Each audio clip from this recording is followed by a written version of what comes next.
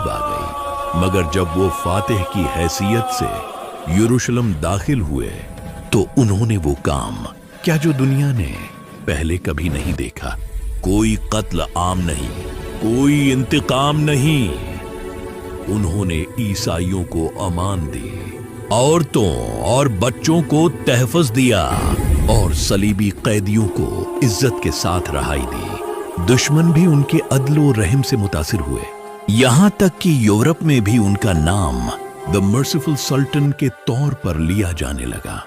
सलाहुद्दीन और बर्तानिया के बादशाह रिचर्ड शेरदिल, रिचर्ड दी लायन हार्ट के दरमियान कई जंगें हुई, लेकिन उनके दरमियान इज्जत व वकार का रिश्ता भी था।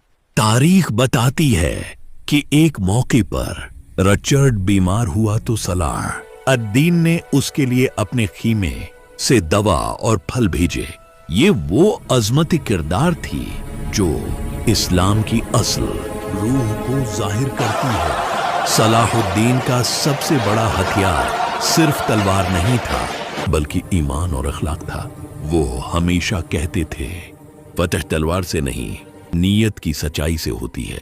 उन्होंने अपनी सल्तनत में अदल को इस हद तक फैलाया कि राया उनकी मिसाल देती थी।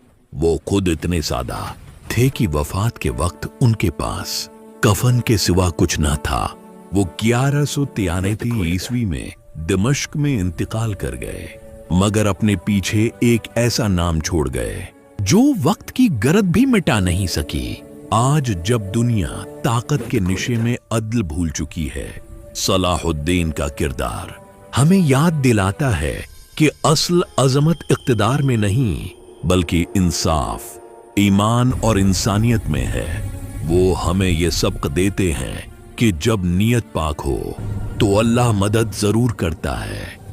वो सिर्फ एक फातिह नहीं थे, बल्कि एक रूहानी रहनुमा, एक मसला और इंसानियत के इल्मबरदार थे।